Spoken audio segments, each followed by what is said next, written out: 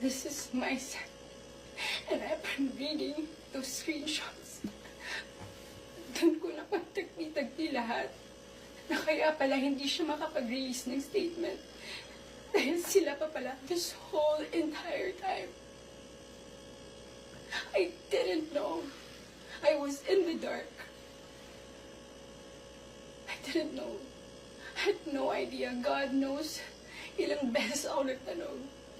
Ilang beses ako nanghingi ng statement. Doon ko rin na-realize bakit ganun yung reactions ni Jack. Now, I get her. I get her pain. I get her wrath. I get her anger. Kaya pala ganun. Because she was clueless about everything. I was clueless about everything. We both believe kung anong mga nasabi sa akin. Maybe iba yung sinabi sa kanya. And I can